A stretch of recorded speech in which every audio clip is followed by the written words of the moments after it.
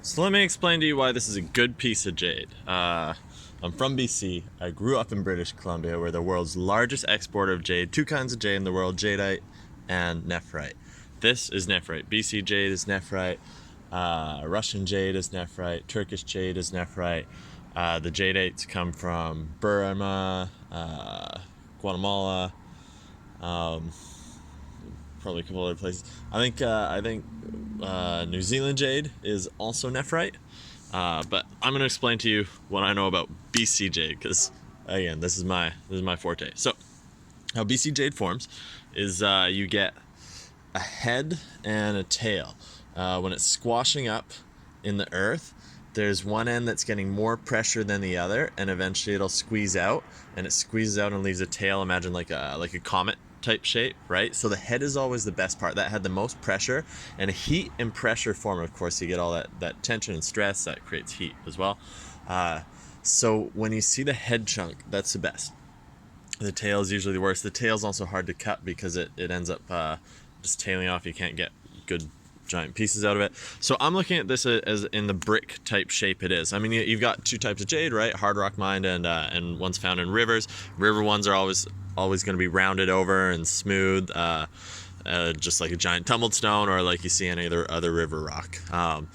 Because of the hard edges on the surface, we can clearly tell that it didn't bounce around in a river. It's hard rock mined, and I can also confirm that because I bought it from the miners. So what tells me it's a good piece? Let's get right into it. Well, I guess we have, but the shape, right? So see, here's my head, the front of it. Now, I don't know if this is the exact head. I mean, this is a smaller piece, but what I'm getting at is the squareness of it. The cubeness makes it easy for me to guess. When I assess, like, again, I've got my window in, which I'll talk about the qualities of that are explaining things to me. But when I look at the shape, if I want to slab it, boom, boom, boom, boom, boom. Not a lot of wasted material. Every slab's going to be very big and easy to work with. When I look at things like the tails where it meanders off, those are tough to cut. Those are weird to put in the saw, right? You got to put them at on angles. This is going to sit. Even for carvings, I can block this out, right? Two cuts this way, and then do some blocks the other way.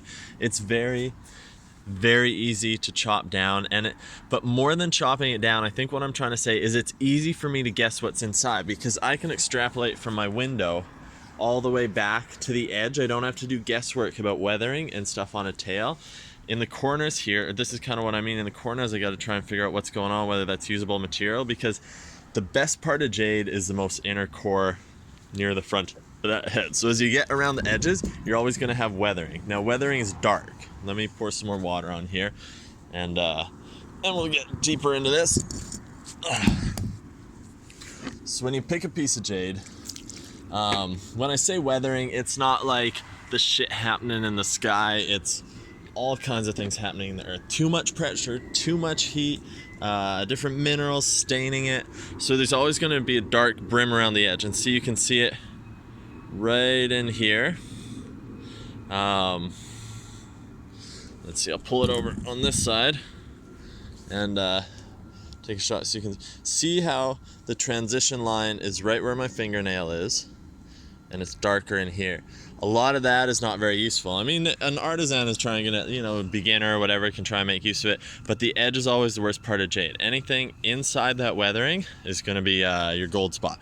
So this one has very minimal weathering. A lot of jade can go to the size that, like, you look at this, the size of a baseball in there. There is an overwhelmingly large amount of jade that will have that much weathering in it. Now, some of you may see cracks. Don't worry about that too much yet, because it depends what you want to do with the brick, right? And some of these cracks are more intestinal rather than separations.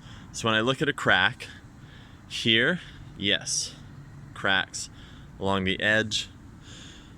This one here, also a crack. So we got a crack running down the center, right? But a lot of people would have skipped this jade over during the jade auctions and stuff that happened, because the cut face separates here and it's tough to read this, but I can. There's not going to be any cracks in this area. I look at the transition from the top piece kind of here is a bit darker, but this is the good area right here, and a lot of people didn't really tell that. So under here, you're going to have a lot of usable material of high gem grade, like jewelry grade. And put some more water on it. If any of you don't know, water imitates the polish. It imitates the gloss of a polish, so it allows us to make a very good assessment of what the jade's gonna look like polished, the green. So let's move on. Aside from cracks, I'm looking at things like the black dots. There are none in this piece. When the iron in jade, iron turns jade green, right? In our nephrite, and it's an actinolite. I don't know what that means either, to be honest. It just sounds like a smart word. But I know that black dots are when the iron concentrates in it, and there are no black dots in this. And that bumps it significantly higher, significantly higher up on the gem grade scale, right?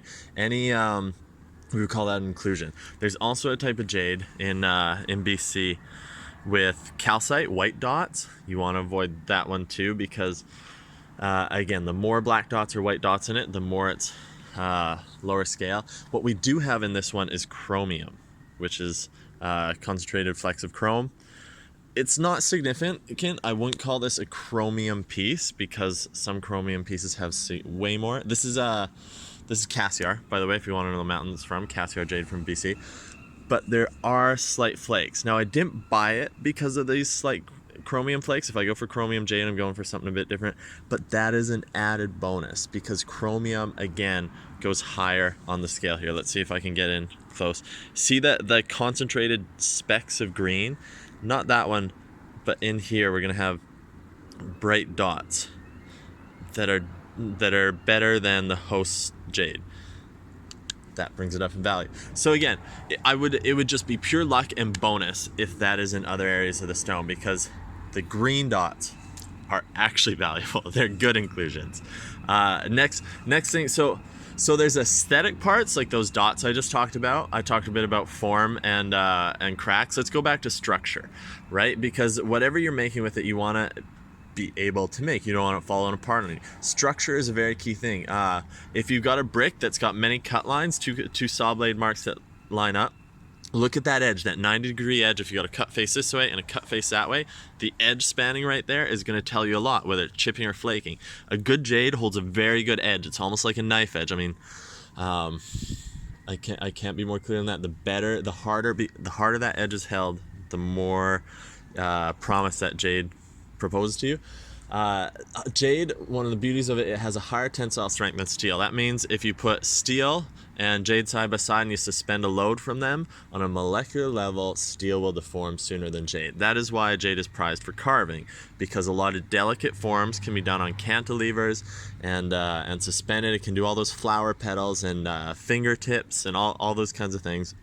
It can be carved into jade without a lot of worry of it breaking. So structure is a key part for cutting. Now, when I look at this, I'm looking at the grain. There's a grain growth, but what I mean by that is the size of the flakes. Jade is a fibrous stone, so we're gonna have almost like sheets. Now, the crumbs, let's look at it almost like crumbs. See how they're pretty gemmy? I mean, this is a big brick. There's not a lot of light going through the translucent area of it. Translucent is semi-opaque, semi-transparent, right in the middle there. So I can tell by the way the light bounces off these cracks that when I cut this thin, it's gonna glow. And I can see into the stone in some areas which the camera may not be able to. But back to the grain. Big, poor chunks of jade. Again, here's our weathering strip, very minimal. Poor grade jade is gonna be bigger flake sizes. All these little chip things are going to be significantly more, and they're going to be peeling, right? And that's why it pulls apart on the grinding wheels. It's going to want to rip chunks out if you go against its grain, and it's just going to bugger up all your designs. So when these flakes are small, it tells me that it's been, how do I say, cooked very well is the best way for me to put it. Heated and stressed in the earth so much that it got very, very dense. One thing about jade is it is dense. On a molecular level, those fibers are so dense and interwoven. That's why it's strong, is because there's nowhere for those molecules to move. There's not much negative space between them. So these flakes tell me a lot. Just the hardness in there, or the coagulation. I don't know if I can come up with the best net word for it. but I'm just looking at how well fused it is. I'm not hitting the nail on the head with the right word, but I just know by looking at that it's gemmy. It's going to hold together much like an agate would compared to a sedimentary stone. What else am I looking at here? So in here is my gold mine, and I know because of the shape, right, my cube, that's just gonna keep continuing down, and because of the minimal weathering on all 4 of these sides, I can make a very educated guess that the weathering down here is gonna be minimal, which means I'm getting a really big brick of good jade. There's a lot to do with this. Again, the cracks, it's a crapshoot whether you're gonna find more. There aren't a lot, to be honest. There's one that's kind of peeling through it here, but I can't see it continuing. It may just be an isolated one up here. I noticed some branching off this way, but those just look more like sheets to me. See the lines here? So if I was to trace these around, it could be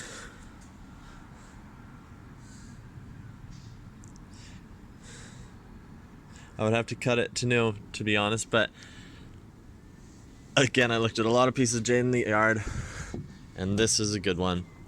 The white outer edge tells me a lot about it. See how it's kind of frosted white on the outside where it's dry? That's a good indication that it's good jade. If it's bad jade, it's usually going to be pretty dark. The paint is just the miners spray painting it. That's, I think, the best jade lesson I can give you is that. So I'll do a quick summary for all of you as far as form and structure for cutting. We're looking at something that we can make a very educated guess about what's inside. That's why bricks are great. Cubes, really irregular forms that don't fit in a big saw or that are going to be awkward to cut, or maybe have a lot of edges on them, are going to have a lot of waste, but this one will not.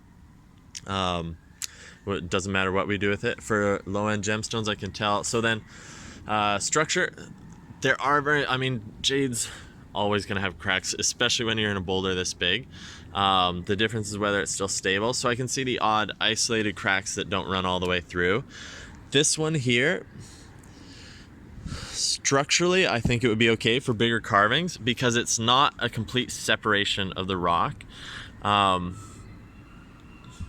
So I would say it'll probably still be all right when you cut it. It actually looks more like design pattern in the stone, like almost intestinal type jade. I think that'll hold up for a bigger carving.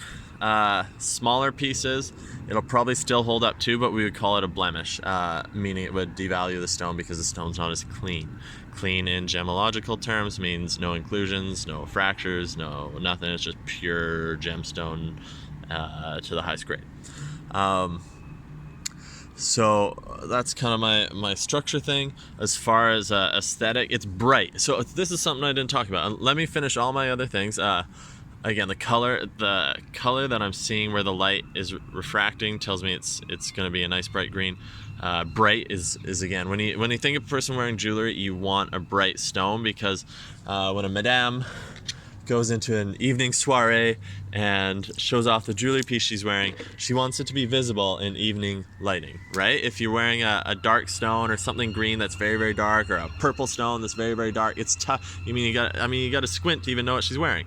So if you can tell what it is very easily and it's nice and bright and attracts attention, that's what you're going for. So this is a nice bright green. There's no black inclusions, and that might be one of the biggest things about this, is that the fact that there's no black iron concentrations will go way beyond these cracks. It means it's jewelry grade. So as far as carving, I would say, yeah, you can knock out some pretty big carvings in here. Even on this side, there's big, baseball sized carvings all over it. If you go bigger with one giant carving with this, it'll be stable. But what I'm getting at is the jewelry gradeness. So your carvings, whatever carving you do, even a small scale carving, is going to be significantly more valuable. And again, your offcuts, everything like that are going to be valuable because there's no inclusions of black dots and because of the iron concentrations. or sorry, because of the chromium. The chromium in there is going to make it more valuable. And again, I see a bit up here. It doesn't seem to go over here, but again, that's a bonus. So that's your jade lesson. Aesthetic, cutability, form. I think this is a very good piece of jade. It's not the highest grade in the world, but it is above medium, somewhere between medium and high grade. And the fact that it's Cassiar is pretty renowned for good jade.